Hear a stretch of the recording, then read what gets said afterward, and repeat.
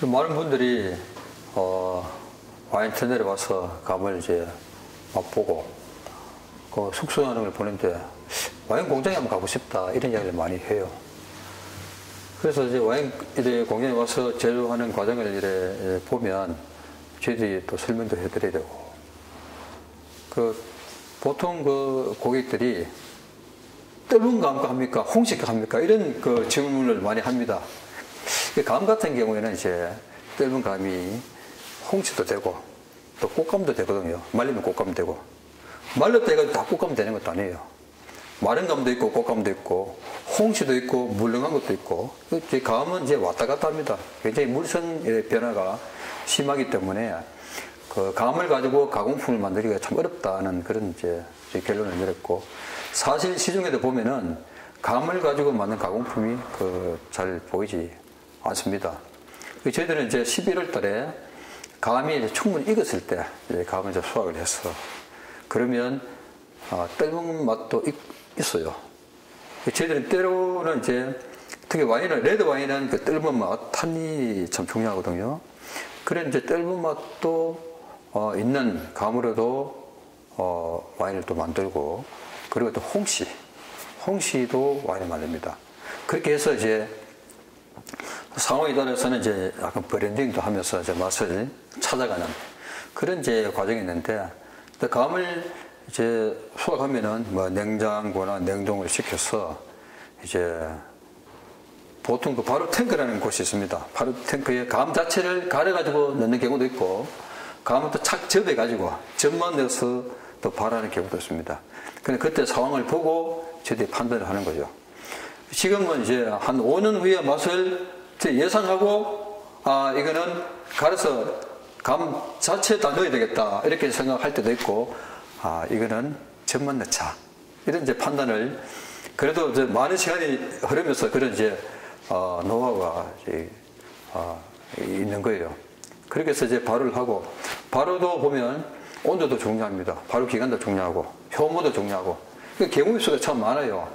어떤 효모를 쓰고 몇 도에서 발효할 것인가, 기간을 어떻게 길게 할 것인가, 이런 거는 여러 상황을 보고 저희들이 이제 발효를 하고, 발효가 끝나면 이걸 다시 이제 또 숙성이라는 그런 개념이 있습니다. 보통 이제 와인은 그 과일이 가지고 있는 그 아로마 향도 중요합니다.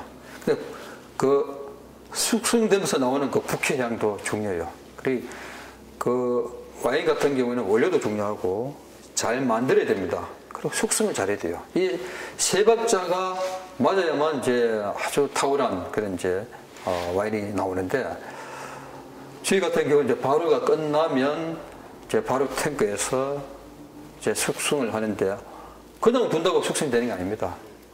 근데 계속 이제 그 상황을 보고 맑은 예, 그리고 산화되지 않고 우리가 원하는 맛 쪽으로 끌고 가야 돼요. 그리고 이건 자연이 하는 거기 때문에 탱크마다 똑같이 만들어도 이 탱크 저 탱크 맛이 달라요. 그러면 이제 우리 와인 메이커 맛도 좀 잘 알아야 됩니다. 다시 브랜딩하고 이거 브랜딩하고 이렇게 해서 우리가 원하는 쪽으로 맛을 이제 끌고 가는데, 다행스럽게도 저희 회사 같은 경우에는 그 와인 터널이라는 아주 천혜에 숙성하기 좋은 공간이 있습니다.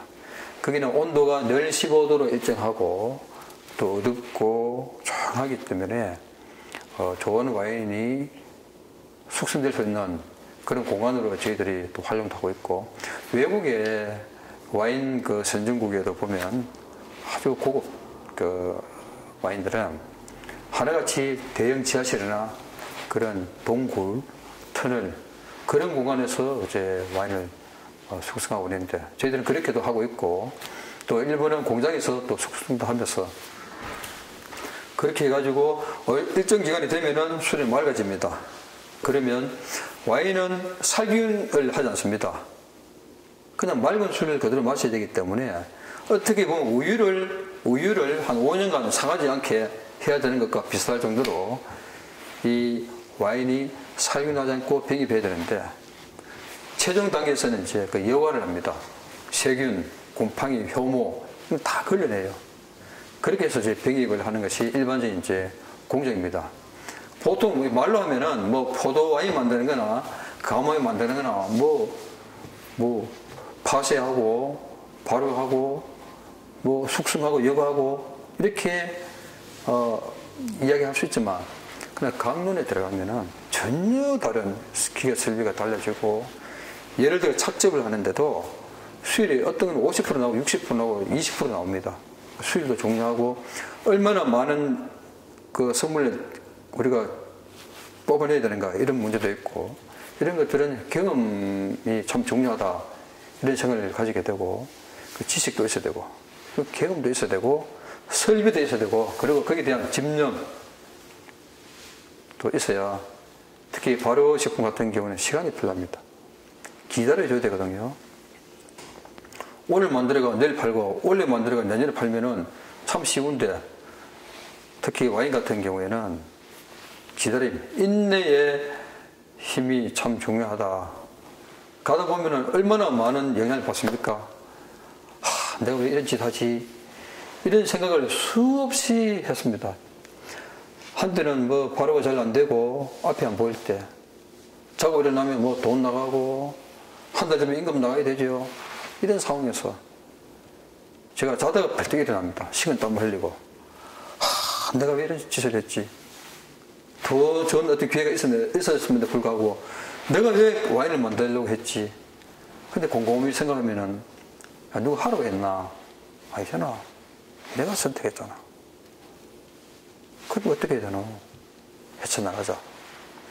이런 끊임없이 저 자신에 대한 어떤 다짐도 하고 하면서 이렇게 왔는데 특히 그 발효식품이라고 하는 것은 늘 뭐 같은 이야기를 제가 많이 하는데 기다려야 된다. 이런 제가 말씀을 혹시 우리 그 임업계통에 계시는 분이나 또 하시려고 하는 분들도 우리가 뭘 하나 선택하면은 5년, 10년 이 시간이 갑니다. 몇 번의 선택의 기회가 있겠습니까? 신중하게 선택하고 선택했으면 앞도 뒤도 돌아보지 말고 목표를 향해서 가야 안 되나. 그러면 가다 보면은 나는 오른쪽으로 가려고 했지만 가다 보면 왼쪽 길도 나오고 전혀 보지 못한 길이 나와요. 일단 가라. 뛰어들었으면은 앞도 뒤도 보지 말고 가라. 단 뛰어들 때 좀 신중하고 이런 말씀을 제가 많이 합니다. 그 저희 제품의 특징은 보통 이제 우리 포도 와인 같은 경우에는 화이트 와인, 레드 와인 이렇게 좀 갈라지죠. 레드 와인은 이제 떫은 맛이 좀 풍부하니까 육고기 쪽으로 많이 좀 마시게 되죠. 우리 고기를 먹으면 기름기가 있잖아요. 레드 와인 마시면 기름기를 확 좀 닦아주는 그런 역할을 하기 때문에 그 육고기하고 또 상생작용도 합니다. 상대적으로 화이트 와인 같은 경우에는 이제 생선 쪽으로 이렇게 넓게 보면 그렇게 궁합이 맞습니다. 그런데 우리 그 감 와인 같은 경우에는 화이트 와인이거든요. 화이트 와인임에도 떫은 맛이 풍부합니다. 그러다 보니까 육고기도 어울리고 생선도 어울려요. 다 어울립니다. 어떻게 보면 특징이 없는 게 아니라 여저 다 어울리면 특징이 없는 게 아니라 우리는 다 어울리니까 비빔밥하고 뭐도 어울리고 이런 뭐 장점이 있는 것이 우리 회사가 가지고 있는 가장 큰 특징이라고 아마 보면 될 거예요.